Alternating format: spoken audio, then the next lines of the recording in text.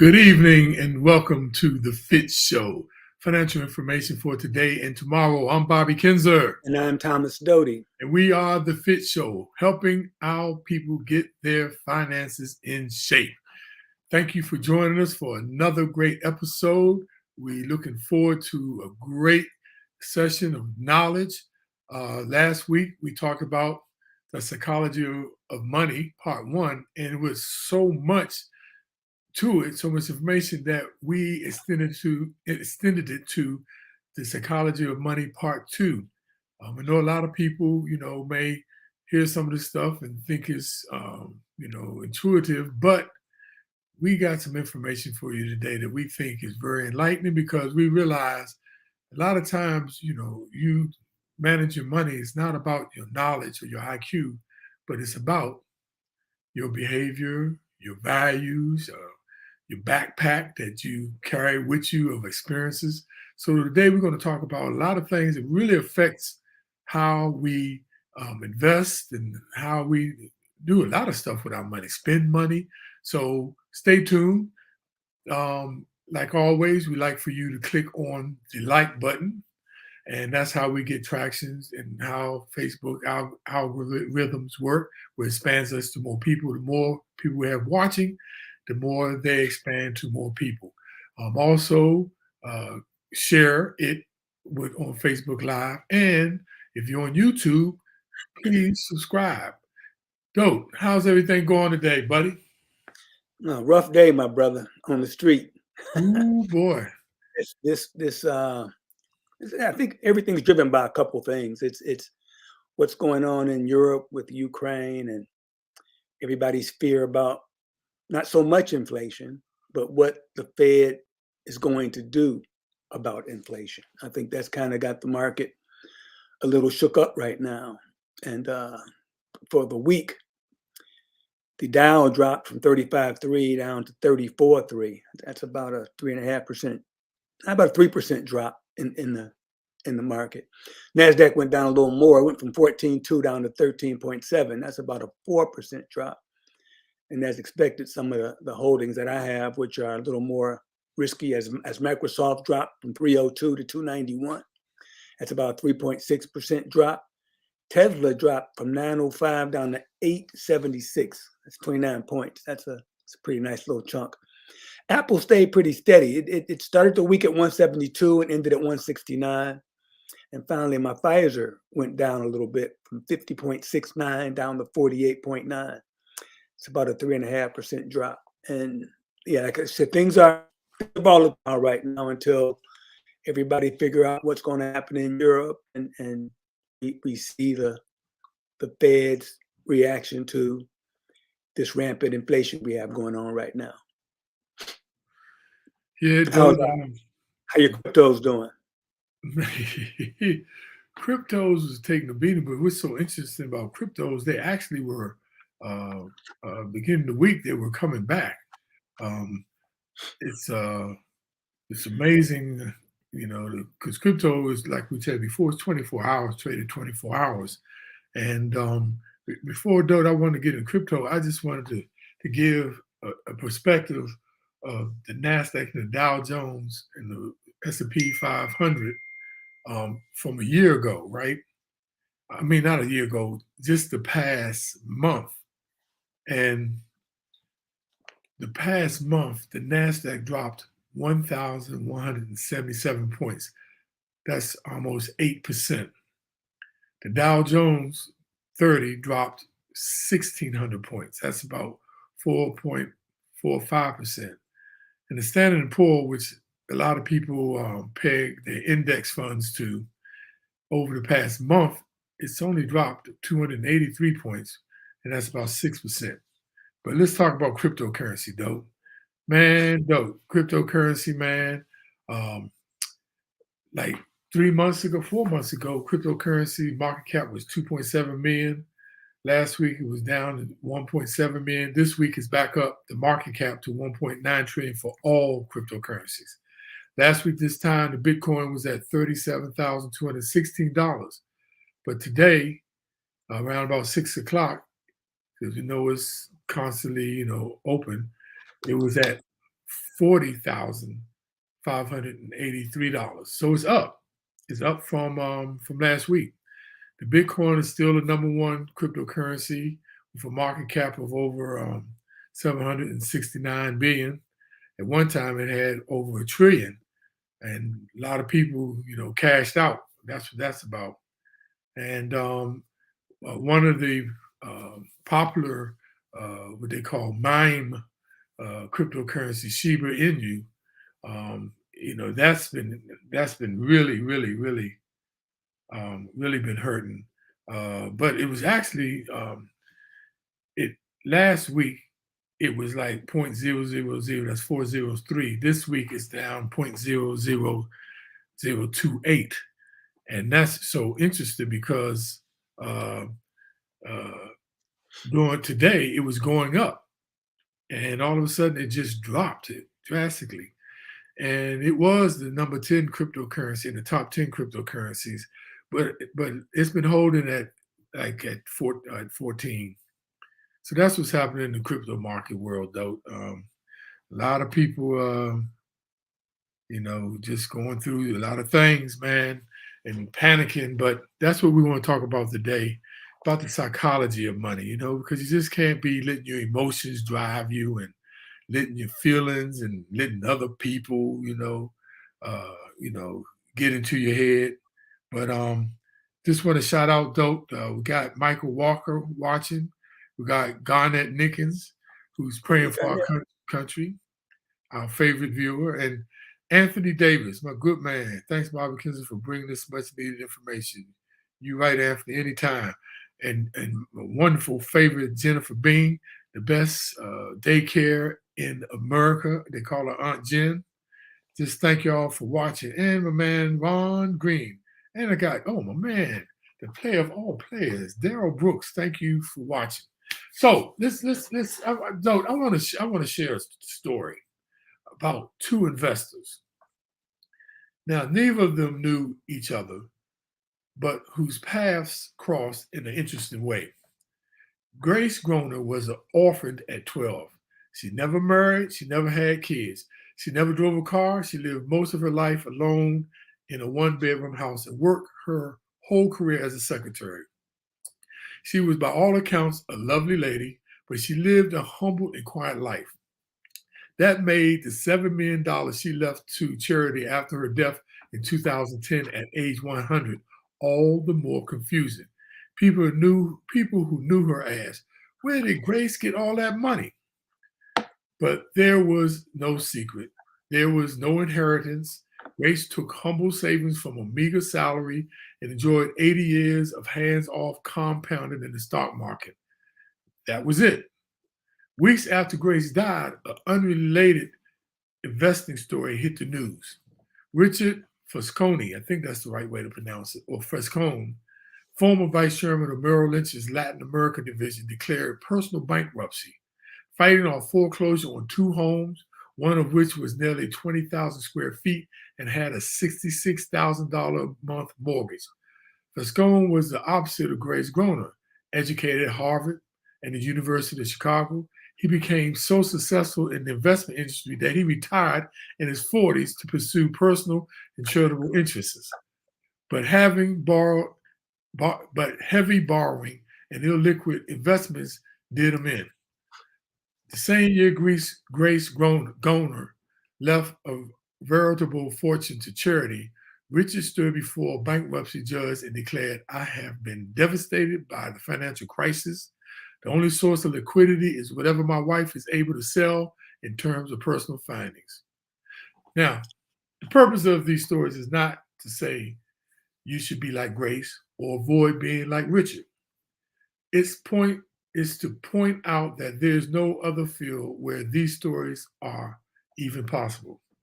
In what other fields does someone with no education, no relevant experience, no resources, no connections vastly outperform someone with the best education, the most relevant experiences, the best resources, and the best connections?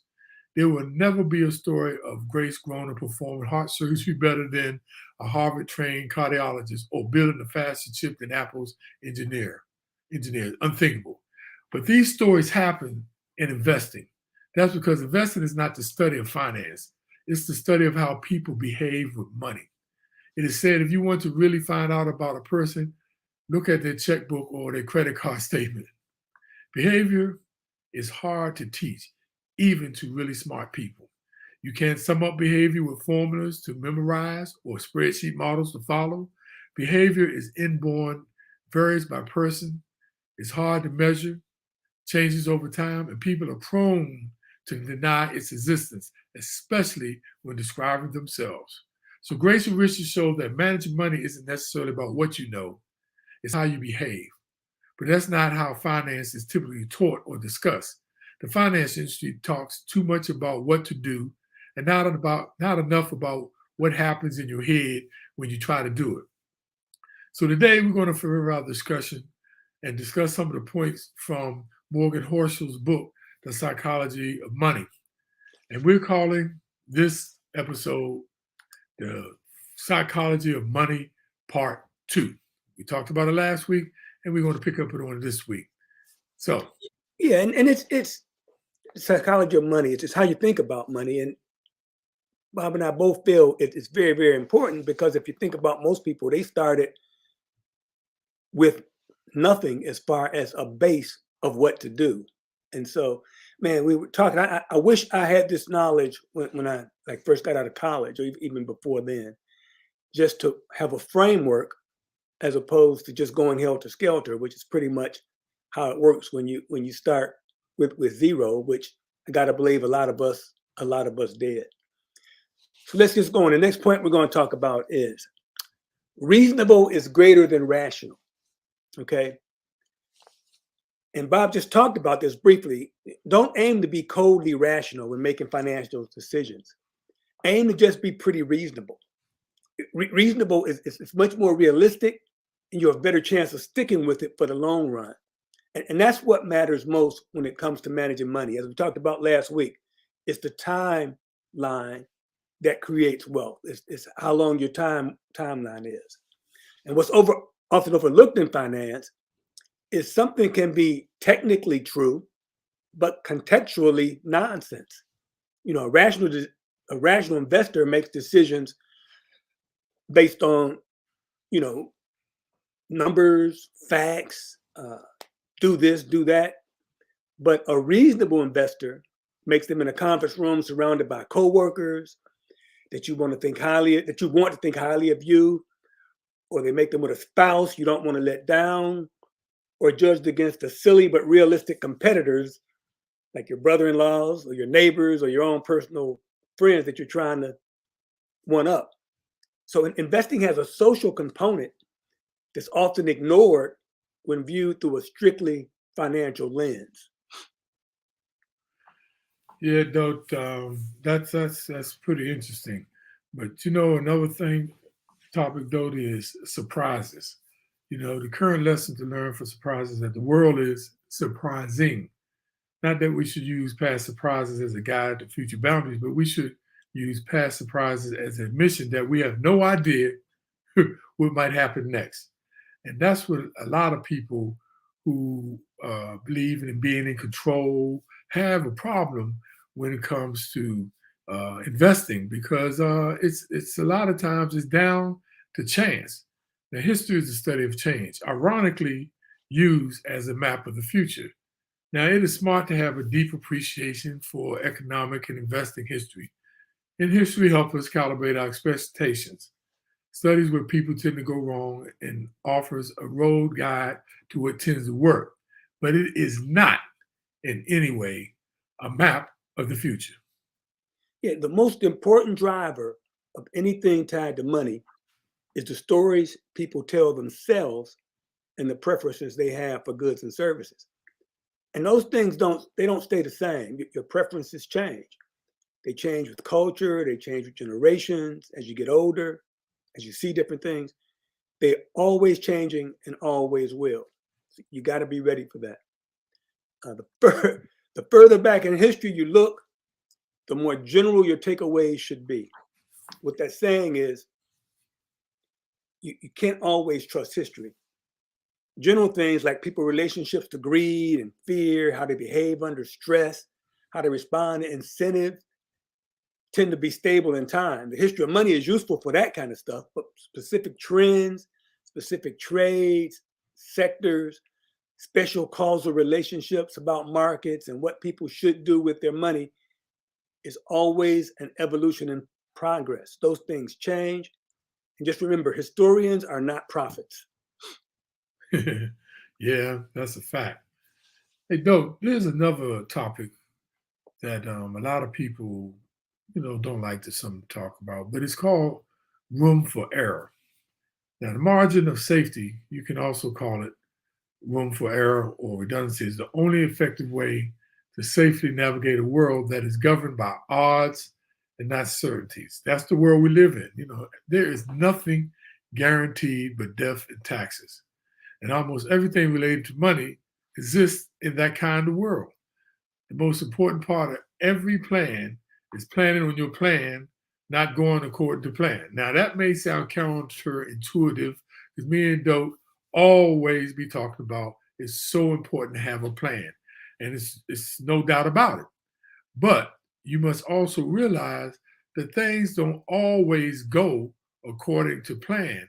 And some people are so centered, myopic about their plan that as soon as something changes, they're not able to be flexible. And that's so important. There's never a moment when you're so right that you can bet every chip in front of you. The world isn't that kind to anyone. You have to give yourself room for error. Because Bob said, you got to plan for your plan not going according to plan. The wisdom in having room for error is acknowledging that uncertainty, randomness, chance, unknowns are just part of life. And the only way to deal with them is by increasing the gap between what you think will happen and what can happen. And make sure you leave yourself room to continue fighting another day. Two things cause us to avoid room for error. One is the idea that somebody must know what the future holds. Everybody thinks they got something. They know something about what's going to happen. And on the other side of that is the uncomfortable feeling that comes from admitting that no one really knows what's going to happen. And second, the second is giving yourself harm by not taking actions that fully explode an accurate view of that future coming true. So you got to admit that you don't know what's going to happen and be okay with it. Give yourself room for error so you don't get hurt by it. The single biggest point of failure with money is a sole reliance on a paycheck to fund short-term spending needs with no savings to create a gap between what you think your expenses are and what they might be in the future. I want to shift gears for a minute, Dope, and talk about change. And people will change. You'll change. Long-term planning is harder than it seems because people's goals and desires change over time. Like I was talking about earlier about the room for error, being able to adjust. And the underpinning of psychology is that people are poor forecasters of their own future selves. Imagine a goal is easy and fun. A lot of people do that. But imagine a goal in the context of the realistic life stresses that grow with competitive pursuits, things that you're literally going after, is something entirely different. This has a big impact on our ability to plan for future financial goals. And just like anything else, avoid the extreme ends of financial planning. Like assuming you'll be happy with a very low income or choosing to work endless hours on the pursuit of a high one. The truth is, in most things, is somewhere in the middle. Okay, you don't want to be on the extreme because you just get disappointed. And also, come to accept the reality. It's okay to change your mind. That happens. Things change because of all this uncertainty. You have to accept the fact that sometimes you got to change your mind, readjust, regroup, and then move forward. Yeah, that's very important, Dope. Just want to say hello to Modestine, another one of our favorite and consistent viewers. What's up, Modestine? And there was a question that was dealing with the market, though, and the question was, how do you think the current military situation in Ukraine will affect the markets? look at what's going on. Uncertainty in a world in turmoil is never good for the market, because no one knows how much it can escalate. You could see that even this week, when there was talk of Russia moving some of their troops away, the market reacted very favorably. And then I think today's news was that no, they really didn't move any troops away, and the market reacted very negatively. Uncertainty is never good when it comes to the market. And when I say uncertainty, I'm talking about things, people just not working and going along about their business, as opposed to the possibility of a war and businesses getting interrupted and just extreme turmoil. So it's never good. Hey, Doe, breaking news. Nothing is free. Everything has a price, but not all prices appear on labels. I remember Bill Cosby said, the best things in life are free. Just make sure you get a receipt for it. Now, everything has a price, and the key to a lot of things with money is just figuring out what that price is and being willing to pay it.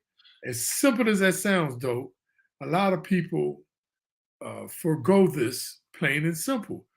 You know, if you figured out what your success is to you, then you just figure out what the price to pay for success.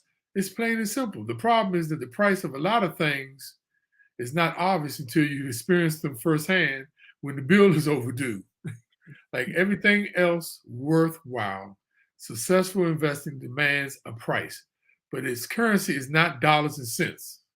It's volatility, fear, doubt, uncertainty, and regret, and all which are easy to overlook until you're dealing with them in real time. So the question is, why do so many people who are willing to pay the price for cars, houses, food, and vacations try so hard to avoid paying the price of good investment returns?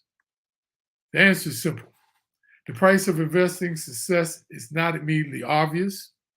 It's not a price tag you can see. So when the bill comes due, it doesn't feel like a fee for getting something good. It feels like a fine for doing something wrong. And while people are generally fine with paying fees, fines are supposed to be avoided. You're supposed to make decisions that preempt and avoid fines. This is weird psychology, though, but it's true. Yeah, and it sounds trivial, but thinking of market volatility as a fee instead of a fine, that's an important step in the development of a mindset that lets you stick around for the long haul. You stick around for the long haul, you'll have time for investing gains to work in your favor. Market returns are never free, never will be. They demand you pay a price like any other product. The trick is convincing yourself that the market's fee is worth it, that the only way to properly deal with volatility and uncertainty, not just putting up with it, but realizing that it's an admission fee worth paying. There's no guarantee that it will be.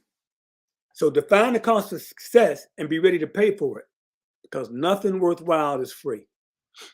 And I mean, as simple as that sounds, though, define the cost of what success is for you, and then just be ready to pay for it, pay the price.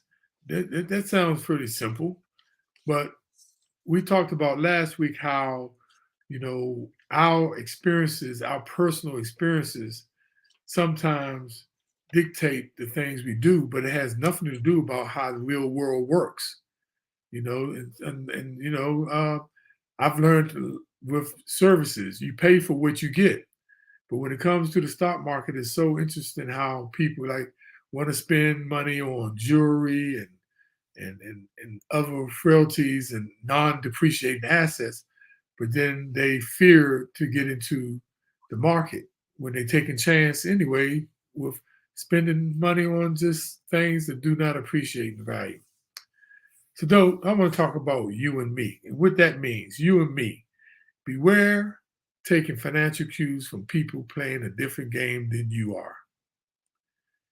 It's hard to grasp that other investors have different goals than we do, because an anchor of psychology is not realizing that rational people can see the world through a different lens than your own. Raising prices persuade all investors in ways that best market makers envy. They are a drug that can turn value conscious investors into dewy eyed optimists and detach them from reality by the actions of someone playing a different game than they are. It's like the Susie Ormans and the Kramer when they give advice, and they're not registered people. That's why, they're not registered, so they can get away with this. But Susie Orman will have somebody call in and they will give their personal situation. And then she would give some solutions that applies to their situation. And people will be watching the TV and they be thinking that that personal solution that she gave for that particular person applies to them. And it doesn't work that way. We are so different. I remember when we and Dope first came on, a friend of mine who knew me and Dope, they knew I was conservative, and they knew Dope have created way greater wealth than I have, but I did create good wealth. And they said, Bob, I don't care about you. I want to know what Dope did. I want to do exactly. I mean, it don't work that way, Dope. That's for sure. And a big takeaway here is a few things matter with money. A few things matter more with money than understanding your own time horizon and not being persuaded by actions and behaviors of people playing different games than you are. In other words, they have a different plan. The best thing to understand is go out of your way to identify what game you're playing and stick to it. Smart, informed, and reasonable people can disagree in finance because people have vastly different goals and desires. There's no single right answer, just the best answer that works for you. Find what works for you and stick to it. Yeah, though it sounds so simple. Sometimes we get tripped up, especially the old saying, keeping up with the Joneses. That still applies. But reason why we had this subject again, you all, because we truly feel that it's a mindset when it comes to managing money. It's a mindset, it's about lifestyle, it's about living within your means. And that's why we wanted to have this discussion, because so many people get themselves caught in a trick by following other people, by being over emotional. I had a friend, because him and his wife invested about 10 years in the stock market in one particular stock, and they lost a bunch of money, that they were shell shocked. So they had over $500,000 sitting in a savings account, though. It's because they past experience, the one time, made them worry of getting into the market. And we talk about this all the time. It's about risk and reward. The greater the risk, the greater the reward. The less the risk, the less the reward. It's all about finding out what your temperament is for you. But if you want to get ahead, you all, you gotta have the mindset. And I know it sounds I mean pretty trite, but you gotta be willing to take more of a chance to put your money in a savings account getting less than 1%. You would never build wealth that way. Hey, Bob, and not only the mindset, getting the right mindset, but understanding what your current mindset is. And I think that's the key. One of the key takeaways in this is understanding why you do what you do and then doing something different. Because you can create plans, you can think you're doing the right things, but if you're not understanding deep down why you are in the situation you're in, it's hard to change. So what this is talking about is understanding why you do what you do, what influenced you to buy this or buy that, or act in a certain way or think in a certain way. Understand it, and then say, okay, I need to change that, and this is where I need to be. I think it's kind of a two-step approach. And it takes some some courage, some gumption, you all. We're not trying to make it think it's that simple, but just like the story, it doesn't matter if you have a degree in finance. It doesn't matter if you're a business major to be able to accumulate wealth. It's just being steady and being consistent. That is really the key. So, Dope, let's get to the takeaways, man. So, for people who are trying to put comments in on Facebook, for some reason, my Facebook is saying something is wrong, is down, so I can't really see your responses. But if you go on the FITT Show page, you can put in comments and we can see them. Modestine said, you can't copy what someone else do. That's right, Modestine, 100% right. So, Dope, let's go to bringing it home.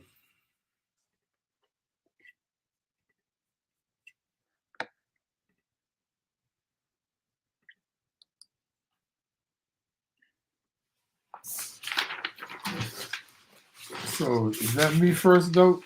Yep. Managing money is not necessarily about what you know, it's how you behave. We done said that a million times. There's a million ways to get wealthy, but the key is staying wealthy. And it's a combination of frugality and resilience. The highest form of wealth is the ability to do what you want, when you want, with who you want, wherever you want, and for as long as you want. That's what true wealth, the highest form of wealth. And also, that's what I've realized in retirement. Just being able to do things, wake up in the morning and do it when I want, whatever I want. It is so liberating. There's no reason to risk what you have and need for what you don't have and don't need. You got to realize when enough is enough. That's a big one, though. When is enough enough? If there's a common denominator of all the points we made, it's a preference for humility, adaptability. We talked about change, long-term horizons, and skepticism of popularity around anything involving money, which can be summed up as be prepared to roll with the punches. And the final thing, if anything we leave you with, if you spend money on things, you'll end up with things and not money. Learn to appreciate what's in your bank account, what's in your savings plan, what you have put away for the future. Treat that as a thing that's worth having, that's worth growing, that's worth continuing to invest in. And remember, we don't talk about being frugal and making the right decision, living within your means. It doesn't mean you don't need to treat yourself. You know, because I had a friend tell me, "Oh, I've been working so hard, I deserve to buy $125,000 Benz," but yet he was in so much debt. And I'm like, yeah, and that's a new term, don't they call in psychology of money, confirmation bias. Is when you convince yourself to do something.